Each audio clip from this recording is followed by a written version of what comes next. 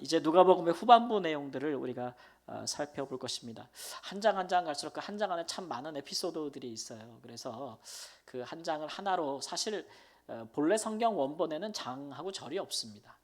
장하고 절은 이제 우리가 이제 구분하기 쉽게 만들어 놓은 거기 때문에 항상 그 성경 저자의 그 관심이 장절로 구분되는 것은 아니거든요. 근데 우리가 편리상 장절을 보기 때문에 어떤 거는 앞에 묶였으면 좋을 것이 장으로 나눠져 있기도 하는 부분들이 있어요. 대표적으로 우리가 19장부터 볼 텐데 그 세리장 삭개오의 아브라함 자손이 그도 아브라함의 자손이라고 예수님께서 이렇게 선포하시는 내용은 그 앞에 들어가도 괜찮을 만한 내용인데 어쨌든 19장부터 시작이 되고 있습니다. 19장의 전체 제목을 한번 볼까요? 19장 시작. 예루살렘의 심판이 시작되다. 예루살렘 성 옛적부터 거룩한 성이라고, 처음에 이 성은 이제 다윗의 산성이라고, 그래서 시온 산성이라고 그렇게 불려졌고, 이곳에 이제 여호와의 성막을 다윗이 옮긴 뒤로부터 이곳은 거룩한 성이 되었습니다. 뿐만 아니라 나중에 이곳에 성전을 짓게 되니까 더 거룩한 도성이라고 불림을 받았지요. 원래 이 성전이 지어진 곳은 또 아브라함이 그 아들 이삭을 그 제물로 바치려고 했던, 번제로 바치려고 했던 그 모리아 산과 같은 장소라고 그렇게 전해지고 있습니다. 어쨌든 하나님이 계신 곳, 하나님의 성전이 있는 것이라고 하는 예루살렘에 대해서 예수님께서 심판을 선언하시는, 구약에도 이런 일들은 종종 있었죠. 구약에도 예루살렘 성의 붕괴와 무너짐을 경고했던 선지자들이 있었으나 이제 왕이나 당시의 제사장들이나 백성들이나 그런 분들이 그 말을 귀담아 듣지 않았지요. 결국 그 일들이 현실화되곤 했습니다. 예수님 당시에도 이제 당시의 로마로부터 왕의 지위를 부여받아서 이제 유대인들을 통치하고 있었던 그 헤롯 대왕이 유대인들의 환심을 사기 위해서 지었던 거대한 성전, 약 올해 수십 년이죠. 36년 동안 지었던 그 성전을 예수님께서 이제 무너질 것에 대한 예언을 시작하시는 것입니다. 그래서 예수님께서는 이제 십자가를 지기 위해서 예루살렘으로 이제 올라가시는 도중에 19장에 보니까 제일 먼저 이제 여리고에서, 여리고는 이제 요단강 건너자마자 이렇게 있는 곳이잖아요. 그래서 여리고에서부터 이제 그 예루살렘까지는 이제 산을 올라가야 되는, 이렇게 쭉 올라가야 되는 그런 곳인데, 여리고에서 이제 삭개오를 만나셔서, 그는 사람들이 이제 죄인이라고 불렀던 세리장이었고, 근데 삭개오를 만나고 또 그와 함께 그에게 복음을 전했을 때 그가 진실로 회개하고, 또 자기가 세리들의 근본적인 죄는 이제 토색하는 거잖아요. 그 부과된 세금 이외에 더 많은 것을 걷어서 자기의 부를 축적하고 그 백성들을 수탈하는, 그래서 로마에게도 막대한 세금을 갖다 바치는 그런 역할을 했단 말이에요. 그래서 이제 당시 이스라엘 백성들은 두 가지의 과도한 세금에 시달렸는데, 하나는 이제 예루살렘 성전에서 대제사장이 파송한 세금을, 성전세를 거들어 다니는 사람들로부터도 그렇고, 그 다음에 더한 것은 이제 로마가 이렇게 세리들을 세워서 백성들의 이제 세금을 수탈해 가는 것, 그런 것들을 과도한 집행, 이런 것들이 크게 그 백성들이 고통받았기 때문에 이런 세리장들은 죄 없다 하지 않을 것입니다. 대표적인 죄인들로 언급되는 사람들이죠. 근데 그가 회개하였을 때에 이제 얼마나 놀라운 일이 일어나는지, 그 세장 삭개가 회개하였을 때에 그의 재산을 팔아서 가난한 자들에게 나눠줄 뿐만 아니라 자기가 토색한 것은 4배나 갚고, 이런 실제적인 회개의 돌아섬에 대한 행동들이 수반되어질 때에 예수님께서 선언하시기를 이 사람도 오늘 아브라함의 자손이로다. 아브라함의 자손이로다. 유대인들이 이 말을 얼마나 싫어할지 생각해 보세요. 아니 세리 같은 놈도 아브라함의 자손이라고 말씀하시는 것들을, 우리 예수님은 참 그 듣기 싫은 말만 골라 하시는 거죠. 그런 면에서 미운 탈이 톡톡톡 박히시고 있는데, 그거는 예수님께서 눈치를 보시는 게 아니니까, 실제로 복음을 믿고 하나님께 회개하고 회개 합당한 열매를 맺고 돌아선 자들은 당연히 하나님의 그 자녀가 되지 않겠습니까? 그런 기쁨을 표현하시는 장면이 나옵니다. 그리고 여리고를 거쳐서 이제 올라가시는데, 예루살렘 입성 전에 예수님께서는 19장에 이제 은 열문화의 비유를 말씀하시죠. 이 내용은 열문화든지 은의 명칭이죠. 동전의 명칭이든지 아니면 달란트에 우리가 흔히 비유라고 우리가 이야기하고 있는데, 그 내용은 다 비슷해요. 그죠? 그래서 주인이 일정 금액의 돈을 자기의 청지기들에게 맡기고 먼 타국으로 갔다는 거죠. 그렇죠? 왕의. 근데 열문화의 비유가 좀 더 추가되는 것은, 이제 타국으로 간 이유가 왕의 지위를 받기 위해서 갔다는 거예요. 그랬는데 이 사람들이 이제 그 몰래 사람들을 보내서 이 사람이 우리 왕이 되기를 원치 않는다. 그렇게 이제 그렇게 뒤에서 이제 흔히 말하는 무슨 외교 전략, 뭐 공작 이런 걸 펼친 거죠. 나중에 이제 그 사람이 돌아와 가지고 화가 나 가지고 이제 자기의 왕됨을 반대하던 사람들을 다 이제 벌을 줬다라는 내용. 또 자기가 맡긴 이 문화의 돈을 맡긴 것을 열심히 일하고 남기지 아니한 자들에게 이제 벌을 줬다. 이런 내용으로 이제 일관되어 있습니다. 이것은 당시에 이제 실제적으로 일어났던 역사적인 기록이라는 평가가 많습니다. 당시에 예수님 출생할 때에 있었던 헤롯은 헤롯 대왕이죠. 그가 죽은 이후로 아들들이 나라를 나눠 가졌습니다. 그 중에 아켈라오라고 하는 그 아들 중에 하나가 로마로 갔지요. 그래서 이 전체 유대를 다스리는 전체 왕이 되고 싶어서 간 거예요. 그래서 간 상태에서 유대의 지도자들이 그가 왕 되는 걸 원치 않아 가지고 사절단을 몰래 보내죠. 실제 역사적으로. 그래 가지고 그것을 회방하는데, 그래서 결국 아켈라오는 로마 총독으로부터 이스라엘 전체에 대한 왕권을 보장받지 못하고 일부 지역만 받았거든요. 그래서 그가 분노해 가지고 돌아와 가지고 이제 유대인들을 예루살렘 도성에서 8,000명을 죽였다 그래요. 그게 실제적으로 있었던 일이거든요. 여러분 아마 주석 달린 성경에 그런 역사적 배경이 나올 겁니다. 그런 일들을 두고 예수님께서 빗대어 이 비유를 하고 있는 거예요. 이런 역사적인 사건이 있었기 때문에 그거를 빗대어서 하고 있는 말씀이기 때문에 뭐를 빗대고 하냐? 예수님과 뭐 아켈라오를 빗대는 건 아니고 이제 이런 이야기들을 통해서 이제 예수님의 왕됨을 거절하는 사람들, 그런 사람들이 어떻게 당연히 심판을 받지 않겠느냐라는 것들에 대한 그 비유로서 말씀하시는 거죠. 우리가 비유를 볼 때 비유의 모든 내용을 1대1로 사실과 대치시킬 수 없어요. 비유는 한 가지 강조점만 있을 뿐이에요. 어떤 사람들이 비유를 억지로 해석하려고 하다가 모든 비유를 다 이렇게 막 이렇게 짜집게 해가지고 현실에 있는 사실과 계속 막 연결시키려고 하는 과도한 시도들이 있는데, 그러면 비유에 대한 진정한 의미를 깨닫지 못해요. 비유는 한 가지. 그러면 예수님을 뭐 이 사건에 비유하면은 예수님이 뭐 아켈라오고 그럼 나쁜 사람이잖아요. 그러니까 그렇게 비유할 수 없고, 다만 왕의 자격이 있는 사람을 그들이 거절했을 때에, 그가 왕으로 올 때에 그 거절했던 사람들이 어떻게 되겠느냐라는 그 말씀에 이제 핵심이 있는 것이죠. 그래서 예수님께서 예루살렘에 지금 왕으로 입성하시는데 오히려 이 세리장 같은 삭개오 같은 사람은 예수님을 환영한단 말이에요. 회개하고 환영한단 말이에요. 그런데 예루살렘 성에 있는 이제 많은 백성들과 대제사장들과 서기관들과 장로들과 귀족들은 환영하지 않는단 말이죠. 뭘 환영하지 않아요? 예수님의 예루살렘 입성, 무엇으로서? 왕으로서의 입성을 환영하지 않는다.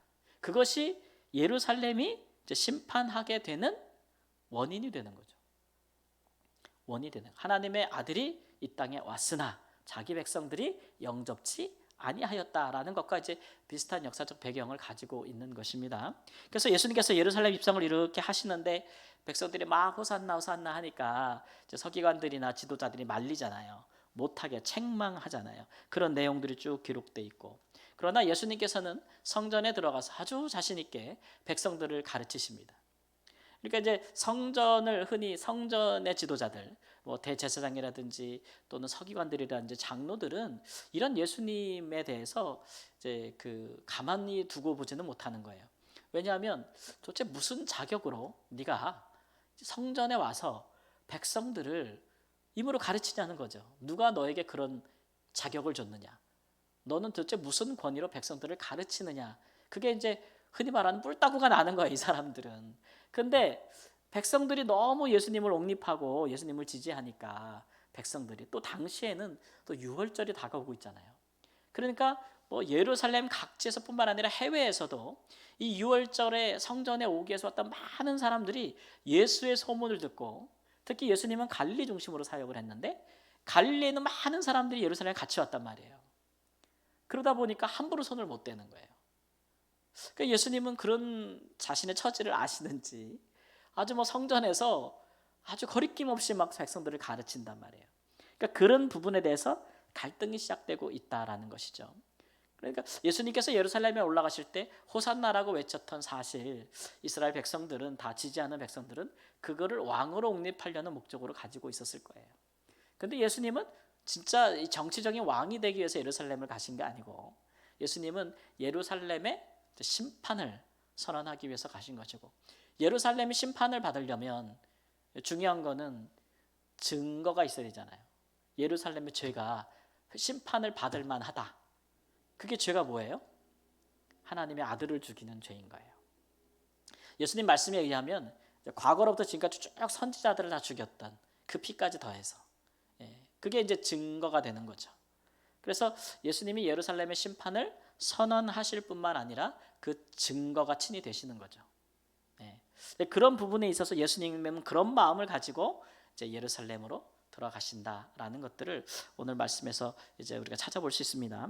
그래서 예루살렘의 심판받을 이유에 대해서 우리가 19장에서 살펴보면 19장 14절 말씀 함께 읽습니다. 그런데 그 백성이 그를 미워하여 사자를 뒤로 보내어 이르되 우리는 이 사람이 우리의 왕됨을 원하지 아니하니이다. 예수님의 비유 중에 하나인데, 결국 예루살렘이 심판받는 이유는 예루살렘에 있는 지도자들과 백성이 예수님의 왕되심을 원하지 않았기 때문에. 왕의 도성이잖아요. 근데 왕을 원치 않고 왕 위에서 끌어내리려고 하기 때문에 그들이 왕이신 분에 의하여 심판을 당한다라고 하고 있는 말씀, 얘기하고 있는 것입니다. 그게 예루살렘 심판의 이유죠. 20장 말씀에 보면은, 그래서 성전에 들어가셔서 예수님께서 이제 지도자들과 이제 논쟁하시는 여러 가지 사건들이 나오는데, 첫 번째가 이제 예수의 권위를 두고 논쟁하다. 말씀드린 것처럼 네가 무슨 자격으로 성전에서 백성들을 가르치느냐. 왜냐하면 이 대제사장들과 장로들과 서기관들과 바리새인들, 사두개인들은 이 성전에 대한 자부심이 이게 굉장하거든요. 당시 예루살렘 성전에 대한 1세기의 기록들을 보면 그 당시 이스라엘의 모든 경제적인 그 규모의 대략적으로 60%가 성전에서 난다 그래요. 막대한 자금이 성전으로부터 들어와서 성전으로 흘러나가는 것이고, 또 성전에서 오는 사람들, 성전으로 들어온 것들, 이런 모든 규모의 경제가 성전 중심으로 돌아간다 그래요. 그렇기 때문에 성전에서 또 성전을 수리하거나 성전으로 말미암아 성전 주에 마켓이 열리거나 시장이 열리거나, 여러분 생각해 보세요. 전 세계에 있는 유대인들이 1년에 3번에 다 그 명절에 예루살렘으로 온다고 생각해 보세요. 그 옛날에 막 100만 명, 막 150만 명씩 몰리는 그런 규모의 일들이 자꾸 일어나면 거기서 엄청난 정도의 돈이 돌겠죠. 그 예루살렘 성전이 그런 큰 규모를 갖고 있었기 때문에 이 성전 지도자들은 자기들이 성전을 수호하는 사람들이라고 하는 그 자부심이 아주 대단했죠. 사실 로마도 이 성전을 향한 이토록 이 유대인들의 열심 때문에 이들과 협상할 수밖에 없는, 정치적인 어떤 자치권을 얻을 수밖에 없는 거예요. 실제로 로마가 통치한 나라들 중에서 이렇게 이제 다신교가 아니라 유일신을 섬기는 유대인들처럼, 유대교처럼 그런 나라를 로마가 그 자치권을 인정한 경우가 거의 없어요. 다신교라고 하면은 여러 신을 섬기는 중에 로마 황제도 섬겨라, 로마 황제가 신이다라고 했을 때 그것을 거부하면 이제 그만큼 이제 막대한 피해를 입게 되는 것인데, 이 성전과 유일신을 향한 유대인들의 열심은 목숨을 불사하는 거기 때문에 어느 정도 자치권을 부여하는 그런 상황인데, 그러니까 이 성전 지도자들은 거기에 대한 또 뭐가 있겠어요? 굉장한 자부심이 있는 거예요. 그런데 이제 어디 갈릴리 나사렛에서 온 아주 그 자경 미달인 자가 백성들의 지지를 얻고 막 뭐 호산나 막 그렇게 하면서 이제 여러분 성전으로 들어오는 거잖아요. 그러니까 얼마나 경계의 눈으로 봤겠으며 얼마나 보기 싫었겠어요. 성전으로 들어오기 전에도 갈릴리에 있을 때도 계속 사람들을, 스파이들을 보내가지고 감시를 했거든요. 예수란 자가 이름이 자꾸 들리는데 그가 무슨 일을 행하며 무엇을 가르치는지 스파이들이 계속 감시해서 모니터링해서 성전에 보고하고 이런 일들을 계속 해왔는데, 지금 이제 결정적인 순간이 되어가고 있는 거죠. 그래서 권위 논쟁이 있었고, 거기서 예수님께서 비유를 말씀하시는데 포도원의 비유를 말씀하시죠.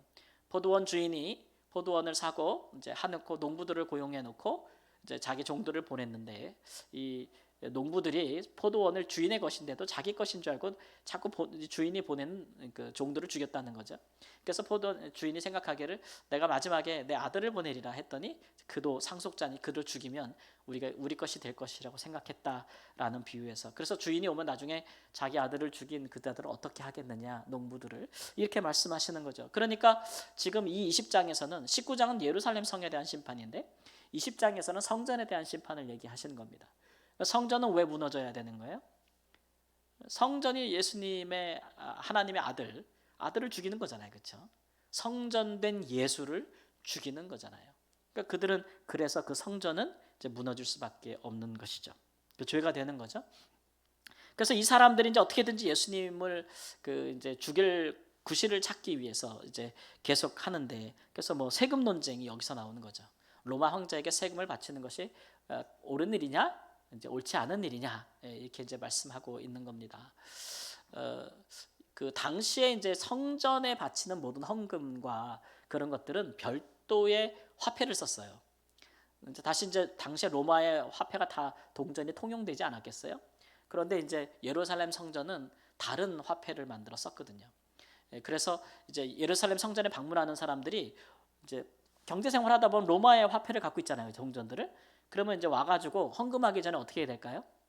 환전을 하게 되는 거죠. 그래서 이제 환정산들도 있는 것이고, 또 그 환전한 돈으로 이제 짐승도 사니까 짐승 파는 마켓도 있는 것이고, 이제 그런 것들이 이방인들을 위한 기도 처소에 존재했기 때문에 예수님께서 비판하신 건데, 그래서 로마 황제에게 세금을 바쳐야 되느냐, 바치지 말아야 되느냐, 이런 이제 애매한 정치적인 물음을 예수님께 던지고 있는 건데, 예수님께서 이제 그 동전 가지고 와봐라. 그래서 갖고 왔는데 그게 로마의 동전인 거예요. 이 얼굴에 화상이 누구 거냐? 이 화상이란 말은 잘 안 쓰는데 이 얼굴 누구 거냐 하니까 로마 황제 거라 그러니까 황제 것은 황제 거에게, 하나님 것은 하나님께 바치라, 이렇게 아주 지혜롭게 대답하시는 분입니다. 그리고 이제 사두개인과 또 사두개인 무리들이 부활 논쟁을 하는데, 거기서도 예수님께서 뭐 아시죠? 이제 아브라함의 하나님, 이삭의 하나님, 하나님은 죽은 자의 하나님이 아니라 이제 산 자의 하나님이라라는 말씀.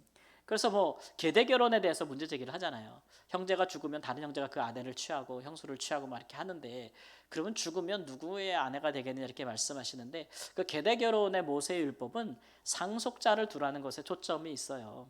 상속자를 두라. 이게 부활 논쟁에 적합히 들어가는 그 내용은 아닌데, 상속의 개념, 영원한 기업의 개념을, 구속의 개념, 주일날 우리가 얘기했듯이 기업 물음, 이제 구속의 개념을 주기 위한 그 모세의 율법이었죠. 그러나 이제 이들이 이것을 가지고 이제 하늘 죽으면 똑같은 이 세상의 질서와 똑같은 질서가 이렇게 있을 것으로 생각해서 어리석은 질문을 하는 것입니다. 여러분, 우리가 이 땅에 살면서 이렇게 결혼도 하고 막 그러잖아요, 그죠? 저도 결혼했고 다 결혼도 하시고 뭐 이러는데, 그 우리가 만일 이 땅에 살면서 사별을 하게 되면 그 부부의 의무에서, 법적인 의무에서 자유하게 되잖아요, 그죠? 자유하잖아요. 그 성경도 그것을 이야기하잖아요, 그렇죠? 그 얘기는 죽으면 이제 한 사람이 이렇게 하늘나라 가잖아요. 그러면 그 부부의 의무와 그거에 있어서 이제 책임에서 이제 해제되는 거예요. 왜냐하면 그 세계에는 부부의 그런 게 없어요. 예수님 말씀하신 거죠. 하늘나라에서 시집가고 장가가는 거 없단 말이죠. 그러니까 우리는 뭐 다시 태어나면 이런 말도 안 하지만, 우리도 천국 가면 다시 결혼해 이런 걸 다 하면 안 되는 거예요, 그죠? 그런 건 없어요, 그런 질서는. 그래서 부활 논쟁 그런 것이고, 또 이제 여기서 다윗이 어떻게 그리스도를 주라고 부르느냐. 사람들은 그리스도가 다윗의 자손이라고 얘기하는데, 다윗은 시편에 말하기를 내 주께서 내 오른편에 계시도다 이렇게 얘기했는데, 어떻게 자기 자손을 주라고 부르겠느냐, 다윗이. 그러므로 그리스도는 다윗보다 높으신 분이라는 것을 이제 강조하고 있는 것이고, 또 그 부분에 대해서 이제 서기관들을 조심해라. 그들은 과부의 가산을 삼키며 외식하여 길게 기도하기를 좋아한다라고 하심으로써 이 성전에 계속 이제 그 성전에 있는 지도자들과 계속 이제 논쟁을 하시는 거죠. 지도자들. 그러니까 예수님은 예루살렘에 들어가시고 예루살렘 성전 안에도 들어가셨는데, 예수님 개인적인 생각으로는 이제 그 예루살렘에 있는 왕이든지 아니면 다윗과 같은 왕이 있든지 아니면 그 누구 왕이라도, 그 어느 대제사장, 어느 그 서기관, 어느 그 사두개인 귀족들보다도 예수님께서 더 높으신 분인 거예요. 높으신 분인 거예요. 그러한 그러한 분명한 정체성을 가시기 때문에, 그러나 그런 정체성을 가지고 이제 군림하려 하는 것이 아니고 이제 섬기려 하시는 것이 다를 뿐, 그러나 그분의 예수님의 정체성은 분명히 성전의 지도자들보다 우위에 있다. 근데 높으신 분이 오셨는데 이들이 영접지 아니하니 오히려 예수님을 죽이려 하니 심판받기에 합당하다는 판명이 나는 거죠. 판명이 난다. 그런 것입니다. 성전이 심판받을 이유, 그런 것이죠. 여러분, 우리가 잠깐 집을 비우고 어디 가는데 누가 집이 없다 그래서 잠깐 나 없는 동안 집 잠깐 빌려 쓰게, 그래서 잠깐 빌려주고 갔는데 내가 여행에서 돌아왔는데 그 사람이 자기 집처럼 하고 집을 내놓지를 않는 거예요. 나가지도 않고 나보고 나가라 그러고 내 걸 빼앗았어요. 그 여러분 가만히 있겠어요? 가만 못 있잖아요. 성전이 심판받을 이유, 20장 19절 20절 말씀 함께 읽습니다. 서기관들과 대제사장들이 예수를 즉시 잡고자 하되 백성을 두려워하더라. 이에 그들이 엿보다가 예수를 총독의 다스림과 권세 아래 넘기려 하여 정탐들을 보내요. 그들로 스스로 의인인 체하며 예수의 말을 책잡게 하되. 참 이 사람들의 방법이 참 치사하다라는 생각이 들어요. 백성들을 다스리는 자들이, 성전의 지도자들이 이렇게 뭔가 그 진실하거나 정직하거나 공의롭지 않죠. 그죠? 예수님에 대한 태도가. 그래서 뭐뭐하는 채 하면서 자기를 위장하면서 이런 것들은 이제 어떤 사람을 일부러 올무에 빠뜨리려고, 덫에 빠뜨리려고 아주 교모하고 사악하게 하는 행동, 의도적인 행동을 이야기하고 있는 거잖아요. 뿐만 아니라 자기들의 손을 빌어서는 예수를 죽일 수 없기 때문에 그를 이제 로마 총독의 손에 넘겨서 죽이려고 하는 거예요. 다시 로마법에 의하면 로마의 지배를 받는 지역에서는 그 사형을 자치권으로 죽일 수가 없어요. 그러니까 대제사장들이 일정 가운데 자치권을 갖고 있지만 사형은 직접 집행할 수가 없어요. 사형은 로마법에 의해서만 가능한데, 문제는 예수님이 전혀 로마법에 저촉되는 게 없다는 거죠. 그러니까 이제 빌라도가 볼 때도 이거 니네 종교에 관한 거 아니냐 이렇게 생각하지, 이게 로마법에 접촉되는 게 하나도 없단 말이에요. 그러니까 이 가이사에게 세금을 바치는 이런 질문들은 다 어디에 걸려고 하는 거예요? 로마법에 걸려고 하는 거예요. 세금 내지 마, 로마 왕자한테. 이런 식으로 얘기를 한다거나, 아니면 우리 유대교를 아주 혼란스럽게 만들어서, 이건 바울 사도에게도 걸었던 죄명인데, 유대교와 우리 사회를 혼란스럽게 만들어서 로마 황제가 다스리는 우리의 그 사회 질서에 아주 위반이 된다, 이렇게 거는 거죠.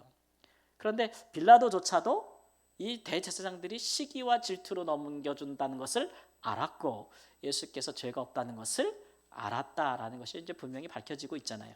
그러니까 이들의 죄가 무고하고 무죄한 자를 이렇게 몰아서 거짓 증인들을 세워 죽였으니, 또 정치적인 힘을 빌어서 죽였으니 이들의 죄, 더군다나 그가 죽인 자가 평범한 범인이 아니라 그가 이제 하나님의 아들이었다는 것이 그들이 멸망받고 심판받을 증거가 되는 것이다 라고 이제 말할 수가 있는 겁니다. 21장에 넘어가 보면, 그래서 예루살렘과 성전이 붕괴될 것인데 그 징조들이 있다 이렇게 얘기를 하죠. 그 징조들, 첫 번째, 예루살렘과 성전이 붕괴된 징조들, 가난한 과부의 헌금이다.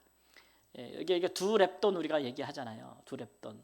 그러니까 이 21장 이 가난한 과부의 두 렙돈 바로 직전에 나왔던 20장의 마지막 성경 구절이 뭐냐면은, 서기관들을 삼가라, 조심해라, 그들은 과부의 가산을 뭐 한다고요? 삼킨다 그랬어요. 그 내용에 비춰보아 밑에 것을 해석하는 게 맞아요.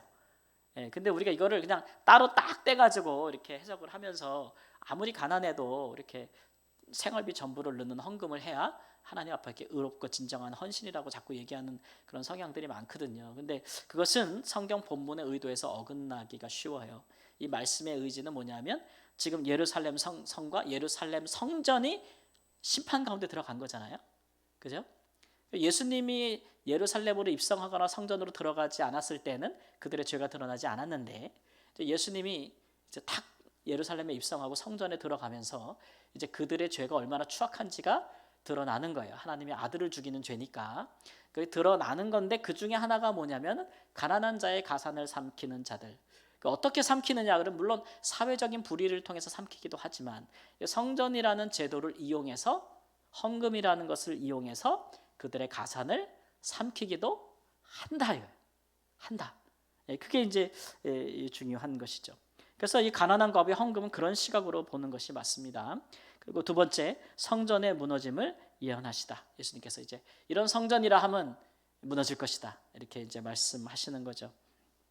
그 다음에 성전이 무너질 때에는, 무너지고 나서는 이제 본격적인 환란과 또 박해가 시작될 것인데, 이거는 단순히 예루살렘에만 임하는 것이 아니고 온 지구상에 임한다. 온 지구상의 환란과 박해 시대가 시작될 것이다. 그리고 그 징조는 예루살렘 성이 적들에게 포위될 것이다. 예루살렘의 평화가 깨질 것이고 예루살렘이 완전히 포위가 될 것이고 무너질 것이다 라는 경고를 아주 무시무시하게 하시고 계십니다. 그리고 이제 무화과나무의 교훈을 배우라 라고 말씀하시면서, 무화과나무를 보면은 잎사귀가 많고 뭐 열매가 있고 이런 거 보면은 지금이 뭐 어느 때구나, 계절이 어느 때구나 우리가 알 수 있잖아요. 벚꽃이 피면은 지금이 언제구나, 봄이구나 이렇게 알 수 있듯이, 그렇게 아는데 그런 건 알면서 왜 시내는 분별하지 못하느냐 이렇게 말씀하시면서 이제 성전이 무너질 것에 대해서 말씀하시는 거죠. 그러니까 지금 성전에서 백성들을 가르치시는 예수님은 지금 거의 마지막 그거예요. 마지막. 오늘 선거가 있었는데 어제가 마지막 유세잖아요. 그죠?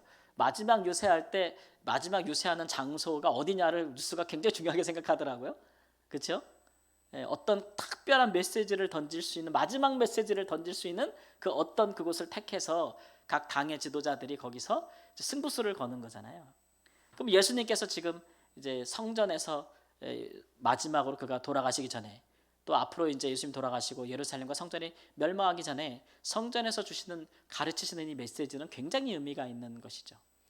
그래서 앞으로 어떤 곳에 이제 예수님께서 말씀을 이제 의도를 두고 있냐면, 앞으로 예루살렘 성도 멸망할 것이고 성전도 무너질 것인데 그런 시대에 너희들은 어떻게 살아야 되느냐 이 얘기를 하시는 거죠. 성전도 없고 예루살렘도 없으면 어떻게 살게 될 것이냐. 예루살렘과 성전이 없는 시대, 21장 36절 말씀 보면 이런 말씀이 있습니다. 함께 읽습니다. 이러므로 너희는 장차 올 이 모든 일을 능히 피하고 인자 앞에 서도록 항상 기도하며 깨어 있으라. 자, 예루살렘과 성전이 없어지는 시대에는 어떻게 살아야 돼요? 유대인들에게는 이건 상상할 수도 없는 거예요. 나라가 망하고 성전이 사라지는 시대. 그런 걸 구약에도 경험한 적이 있나요? 있잖아요. 구약에도 나라가 망하고 예루살렘 성전, 솔로몬 성전이 무너진 적이 있잖아요. 자, 그랬을 때 유대인들은, 하나님의 백성들은 전부 완전히 다 사라졌나요? 지구상에서? 아니잖아요. 그들은 어떻게 다시 소생했죠? 회복하게 하시는 하나님의 은혜가 있었잖아요. 그렇죠? 그래서 성전이 없는 이방에서도 하나님을 섬길 수 있어요? 없어요? 있다. 있다는 거죠. 그런 것들 가능성을 봤는데, 이제 예수님 당시에도 이런 것들이 무너져도 너희들이 누구 앞에서 산다 그래요? 인자 앞에, 예수 그리스도 앞에, 부활하신 주님 앞에서 산다는 거죠. 기도하면서. 그게 이제 신앙이라는 거예요. 우리가 예수님 앞에서 항상 깨어서 기도하는 것이 이제 우리의 신앙생활의 가장 근본이죠. 그죠? 근본인데, 이거를 놓치고 나서 요즘도 아직도 이제 이런 이제 성전에 기대고, 또 이렇게 뭐 옛날에는 우리나라도 성시화 운동을 되게 많이 했어요. 기억나시나요? 저도 이제 강원도 살 때는 이 얘기를 진짜 많이 들었거든요. 춘천을 하나님의 도성으로 막 이렇게 만들자고. 저 이제 우리 강원도의 도청 소재지는 춘천이거든요. 춘천의 성시화 운동 막 이런 거 막 벌이고 그랬거든요. 거룩한 도성을 만들자. 이런 게 사람들의 가슴을 뜨겁게 하죠. 아주 뜨겁게 합니다. 그래서 한 걸음 더 나아가면은 대한민국을 이제 뭐 하나님의 나라로 만들자. 뭐 어디 서울을 주께 바치겠습니다. 막 그러면 그냥 기독교인들이 표가 막 가는 거지, 막 그냥. 그렇게 막 가는 건데, 이제 우리가 성경적으로 보면은 예루살렘과 성전의 시대는 끝났어요. 구약에는 예루살렘이 무너지면 다시 세워졌어요. 성전이 무너지면 다시 세워졌어요. 근데 그거는 언제까지예요? 예수님 때까지가 끝나는 거예요. 예수님으로 말미암아 이제 더 이상 성전은, 눈에 보이는 건물 성전은 존재하지 않아요. 이거 아무리 강조해도 지나치지 않은데, 왜냐하면 예수님이 이 땅에 오신 마지막 성전이거든요. 마지막 성전. 그 뒤로는 건물 성전은 존재하지 않고, 말씀 그대로라면 그냥 우리 살아는 사람 성전이 이제 예수님께서 지으신 성전인 우리가 존재할 뿐인데, 이제 오늘날 우리의 신앙이라는 것이 그렇게 예수님 앞에서 성령으로 말미암아 살아가는 성령으로 지으신 성전된 우리의 삶을 강조하는 것은 굉장한 부담이 되거든요. 그렇게 살아야 된다는 것. 성전의 최고 기능이 기도 아닙니까? 그죠? 그게 부담이 되는 거예요. 그러니까 그런 부담보다는 우리가 지은 예배당을 성전이라고 해놓고 여기 계속 출입하고 여기서 봉사하고 여기서 예배하는 것, 이제 그런 것들이 훨씬 더 강조되어지는 것이 우리한테 편하죠. 이런 의식들이 뭐 예배가 소중하지 않다는 게 아닙니다. 너무 소중한 건데, 이제 그런 것들이, 그런데 이런 의식적인 예배와 이런 것들이 결코 성령 안에서 성전으로 살아가는 우리의 삶을 대체할 수는 없다는 거예요. 제 말하는 의도를 잘 이해하셔야 돼요. 어디에 방점이 있어요? 지금은 성령의 시대고 성령 성전의 시대이기 때문에 우리가 성전으로서 살아가면서 살아가는 성령의 사람으로 살아가는 데 방점이 있는 거예요. 그거 안 하면서 이제 예수님 시대로 과거로 회귀해 가지고, 우리 요 앞에다 이렇게 여기 붙여 놓는 거죠. 이렇게 예루살렘 성전 이렇게 붙여 놓고 막 이렇게 하고, 그러면 그거는 과거로 돌아가는 거예요. 그런 거는 우리가 성경의 흐름을 볼 때 그렇다는 거죠. 그다음에 22장. 그러면 이제 고난받는 예수님의 제자들 반응들, 예수님께서 고난 받으실 때 그럼 제자들은 어떤 반응을 보였느냐? 그러면 가룟 유다는 이제 예수님을 팔아넘길 생각을 하죠. 예수님은 그 와중에도 제자들을 모아서 마지막 유월절을 지키십니다. 그리고 제자들에게 이제 하나님 나라를 맡기시겠다 이렇게 말씀하시죠. 제자들에게 하나님 나라를 맡기신대, 예수님께서 돌아가시기 전에. 근데 아이고, 제자들이 시원찮아요. 왜냐하면 제자들의 태도가 몇 가지로 나눠졌잖아요. 가룟 유다처럼 배반하든지, 아니면 베드로처럼 예수님을 뭐하든지 부인하든지, 아니면 다른 제자들처럼 예수님이 잡히실 때 다 도망가든지, 뭐 이런 거 아닙니까? 아니면 예수님께서 죽도록 피가 땀방울에 기도할 때 옆에서 자든지, 뭐 이런 거. 근데 그런 제자들한테 하나님의 나라를 맡기신대잖아요. 그래서 어떻게 이 사람들한테, 이런 사람들한테 그 나라를 맡기지? 이제 그런 퀘스천이 붙는 거죠. 예수님께서 불법자의 동료가 되신다는 말씀을 하시고 감람산에서 기도하시고 예수님께서 잡히시고, 그다음에 베드로가 예수님을 부인하고 예수님께서 사내들인 공회 앞에서 이제 신문을 받으시는, 대제사장 앞에서 신문을 받으시는 장면의 내용으로 22장이 구성되어 있습니다. 그럴 때 여기 핵심 내용은 이제 말씀하신 것처럼 22장 29절 30절 말씀 함께 읽습니다. 너희는 나의 모든 시험 중에 항상 나와 함께 한 자들인즉 내 아버지께서 나라를 내게 맡기신 것 같이 나도 너희에게 맡겨 너희로 내 나라에 있어. 이거 끊어졌어요. 뭐 들으시게 하려 하노란데 볼게요. 뭐죠? 누가복음 22장에 보면 12지파를 다스리게 하려 하노라. 다스리게 하려 하노라라는 내용이죠. 그래서 이제 이 말씀을 보면서 이제 이게 쭉 보면 저는 이렇게 보면서 퀘스천 마크가 붙는 거예요. 이런 제자들한테 왜 하나님 나라를 맡길까? 그들이 이것을 맡길 만한 자격이 있는가? 근데 오늘 말씀해 보니까 그 이유에 대해서 말씀하시는데 뭐라 그래요? 너희는 나의 모든 시험 중에 항상 나와 함께한 자들이라 그래요. 그래서 맡긴다는 거예요. 이게 무슨 의미인지 한번 우리가 좀 더 생각을 해봐야 되겠죠. 뒤에 가서 적용할 때. 먼저 한번 적용점을 한번 찾아볼까요? 두 가지 적용을 첫 번째 질문 함께 읽겠습니다. 심판과 박해의 징조들은 무엇인가? 우리는 이제 세상에 막 심판을 당하고 막 이러면 또 이제 환란의 시대가 오고 막 박해 시대가 온다고 얘기하잖아요. 그런 시대와 징조들을 우리가 생각할 때 세상이 얼마나 타락했나를 우리가 많이 본다고요. 세상이 얼마나 타락했지? 세상이 얼마나 불법과 불의가 판치지? 막 보는데 성경적으로 보면은 세상에 심판이 임하고 박해가 올 때는 세상이 타락해서 오지 않아요. 하나님의 백성들이 타락하기 때문에 오는 거예요. 그래서 항상 심판은 예루살렘으로부터 시작하지. 그죠? 하나님의 백성들이 세상의 마지막 보루예요. 근데 하나님의 백성들이 거룩하면 하나님과 거룩함을 힘입어 세상을 바꿔 가시지. 그죠? 세상을 심판하지 않아요. 근데 하나님의 백성들조차 타락할 때, 하나님의 백성들이 예수 그리스도를 영접지 아니할 때, 그를 박해하거나 죽일 때, 그럴 때 심판은 시작되는 거죠.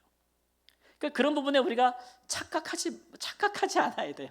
이게 이제 우리 흔히 말하는 우리 한국 사회 크리스찬들이 생각하면서 우리가 이 시대를 생각할 때에 우리가 생각할 것은 우리 사회의 어두운 면들을 생각하는 것도 필요하죠. 그래야 세상을 변화시킬 수 있는 것. 근데 우리가 비치면 세상의 어두움은 우리가 변화시킬 수 있는 거예요. 그렇죠? 근데 우리 안에 빛이 없으면 그것은 하나님이 세상을 심판하는 중요한 시기가 되는 거죠. 그래서 항상 우리 자신을 먼저 돌아볼 줄 알아야 되는 거예요. 믿지 아니하는 자들의 죄와 허물과 그들이 하나님을 부인하는 것들은 당연하지. 하나님을 안 믿는데 하나님을 부인할 수밖에 없지요. 근데 하나님이 보시는 거는 믿는 사람들이 하나님을 부인하는 거죠. 삶 가운데 예수를 부인하고 예수를 따르지 않고. 여러분, 누가 예수 그리스도를 죽입니까? 하나님의 백성들이 죽이는 거 아닙니까? 그런 부분들이 심판과 환난과 이런 것들의 시작이라는 것을 알 수 있어요. 그래서 예루살렘 성전이 무너지고 예루살렘이 무너진 것, 그들이 생각할 때 거룩한 것과 거룩한 것이 무너질 때, 항상 그럴 때에 이제 전 지구적인 심판과 환난과 박해가 오는 거예요. 그런 면에서 하나님의 백성들은 우리 자신을 하나님 앞에서 잘 지키고 거룩하게 하면, 쉽게 말하면 교회가 이 시대에 양심이 되고, 우리 교회가 이 시대에 의로움이 되고, 우리 교회가 이 시대에 살아있는 하나님의 말씀을 수호하고, 이런 사람들이 되면 우리 사회는 평안할 것입니다. 안전할 거예요.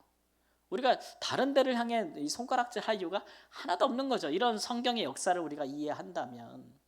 근데 우리 자신에는 들보는 보지 못하면서 이제 하나님 모르는 백성들의 티와 눈에 있는 티를 자꾸 지적한다고 한들, 우리 들보를 보지 못한다면 그것은 예수님 시대와 다를 바가 없을지도 몰라요. 그런 부분에 있어서 우리가 어떤 잣대를 갖고 살아가야 될지를 신중하게 생각하는 것이 매우 성경적인 사고로서 굉장히 중요하다라는 것. 그래서 이제 그냥 간단히 비교해 보면, 성경에 나타나신 예수 그리스도, 그분이 진짜 우리에게 오신다면 지금 우리는 그를 따를 것인가, 마지막까지? 아니면 그를 죽일 것인가? 그를 십자가에 못 박을 것인가? 아니면 우리는 그와 함께 죽을 것인가? 우리 시대의 교회와 교단의 지도자들은 예수님 당시에 교단의 지도자들과 대제사장들과 다른가? 우리는 바리새인과 다른가? 그들의 의보다 우리는 더 나은가? 더 낫지 못한가? 이런 부분들을 항상 우리가 복음서 신약성경을 보면서 생각해야 돼요. 그것이 우리를 살아있게 하는 거고, 그것이 예수님 앞에서 항상 깨어서 기도하는 자의 마땅한 이제 마음가짐, 자세라 그렇게 할 수 있는 것인데, 그게 이제 절로 되는 것이 아니기 때문에 우리가 이제 늘 이렇게 예수님의 말씀을 살펴보면서 늘 우리를 거울로 삼아야 되는 것이죠. 늘 거울로 삼아야 되는 것이고, 그럴 때마다 우리가 아니라고, 이건 정말 아니구나라고 생각하면 과감하게 그런 것들을 바꿔갈 수 있는 그런 개혁적인 신앙, 그런 것들이 꼭 필요한 줄을 믿습니다. 두 번째, 이제 우리에게 하나님의 나라를 맡기신 이유가 무엇인가? 자, 예수님께서 제자들에게 하나님의 나라를 맡긴다고 했는데 그들이 받을 만하고 완전해서 그런가요? 예수님을 끝까지 따랐기 때문에? 아니란 말이에요. 부인하고 도망가고 배반하고 잠자고 숨고 그러잖아요. 그런 자들에게 어떻게 하나님의 나라를 맡기시는가? 비록 그들이 이제 그렇게 실패했지만, 근데 그들은 예수님과 함께하는 동안에 모든 것을 보았어요. 그리고 모든 것을 들었어요. 그렇죠? 모든 것을 보고 모든 것을 들었어요. 다만 그들이 그 보고 들은 것들을 깨닫지 못하고 그것을 지키어 행할 능력을 소유하지 못한 거예요. 물론 예수님은 그것을 안타까워하셨죠. 그러나 예수님은 이제 그게 가능할 때가 온다고 보셨어요. 왜냐하면 예수님께 십자가에 돌아가시고 부활하신 후에 이제 성령을 주실 수 있는 자리에 가셔서 성령을 보내주시면 그 일이 가능하게 될 것이라는 것을 아셨기 때문에 이제 기다리라고 하신 거잖아요. 그러니까 이제 우리가 이제 이런 얘기 할 수 있는데, 우리가 완전하고 완벽해서 하나님 우리를 쓰시는 거냐? 우리는 한 번도 실패하지 않고 늘 성공하는 삶을 살기 때문에 하나님이 우리를 사용하시는 거냐? 그렇지 않다는 거죠. 오히려 그래서 우리가 이제 하나님의 그 믿음 안에서는 우리가 좀 이렇게 넘어지고 자빠지고 시험에 들고 이런 거 있잖아요. 이런 흔히 우리가 말하는 실패들 같은 것들은 그게 성령을 알고 은혜 안에서는요 굉장한 영적인 걸음이 돼요. 세상에서는 그런 좌절과 실패와 뭐 가난과 병듦과 이런 것들이, 죽음이, 이런 것들이 이렇게 선하게 재해석될 여지가 없어요. 재해석될 여지가 없다고요. 그런 것들은 그야말로 인생을 실패하는 자들의 삶의 모습인 거죠.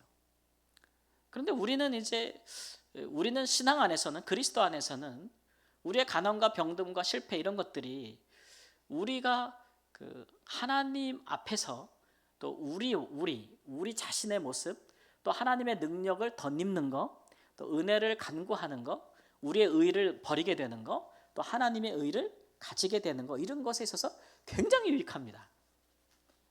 이거는 뭐 그냥 이게 참 그런 건데, 예수님 말씀 그대로 하면은 가난한 자들이 믿음에 부유하다고 했잖아요. 왜 그런 걸까요? 가난을 예찬하는 게 아닙니다. 부한 자들은 자기의가 강해서 그래요. 가난을 예찬하는 게 아니고, 부한 자들은 자기의 의가 강하죠. 그 자기의 그 소유가 자기의 의로움을 받쳐주는 것이 됩니다. 그거 진짜 강해요, 그게. 그래서 하나님의 의를 받지 않는 거죠. 세상에서 성공한 사람들은 당신은 죄인이다 라는 말은 듣지 않습니다. 내가 뭔가 부족하고 죄인인데 나 세상에서 왜 성공해? 이런 거죠. 내가 세상에서 성공하고 부와 명예를 갖고 있는 사람인데 내가 왜 뭘 잘못했어? 이런 마음을 갖기 쉽잖아요. 그렇죠? 그렇죠? 근데 뭔가 이제 가난하고 병든 사람들은 이게 세상에서 보면 실패자들이, 그죠? 근데 마음이 어때요? 자기 의가 없어요. 그래서 하나님의 의와 구원을 기다리고 받기에 마음이 열려 있는 거예요. 열려 있는 거예요.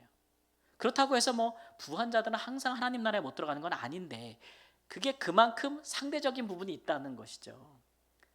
제가 드리고 싶은 말씀은, 이제 하나님 나라를 우리에게 맡겨주셨잖아요.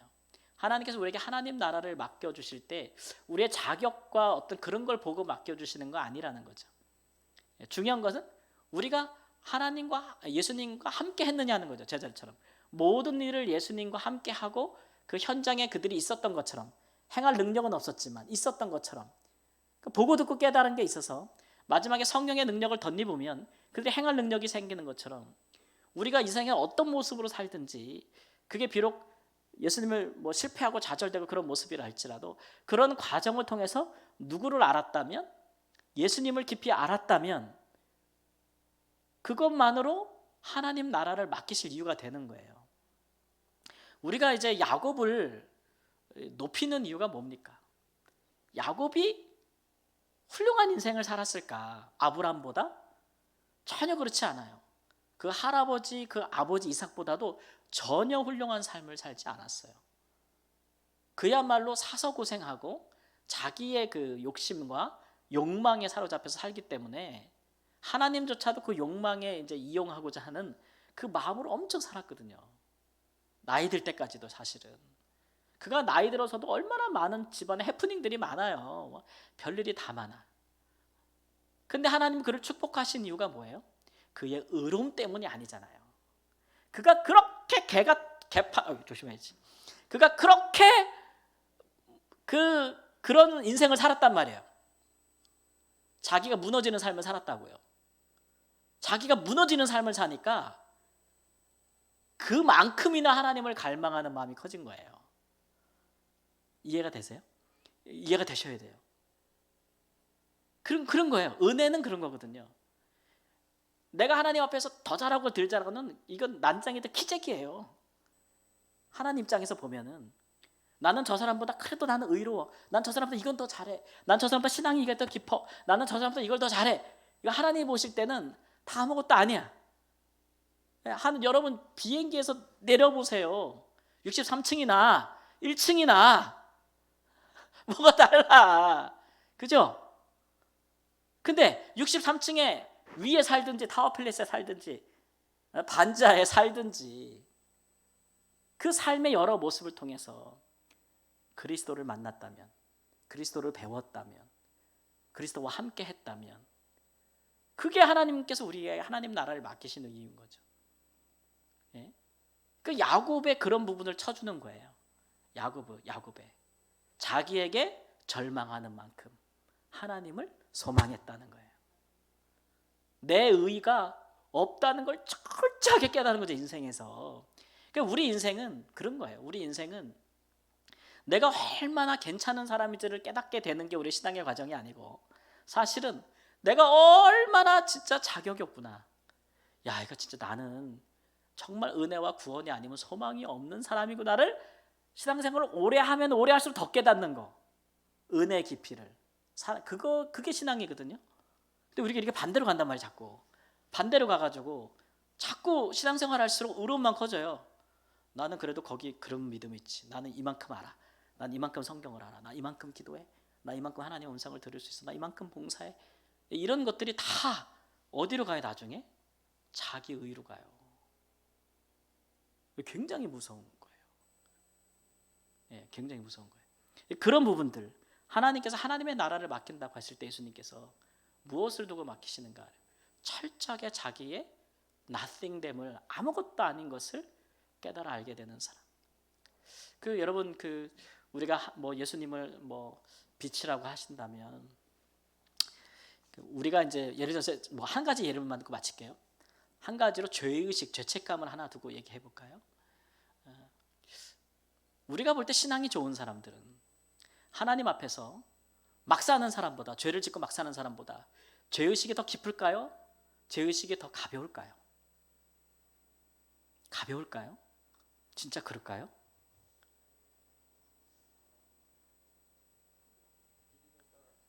왜 그럴까요? 우리 예수님이 빛이요. 그 빛에 가까이 가, 자꾸 가까이 가.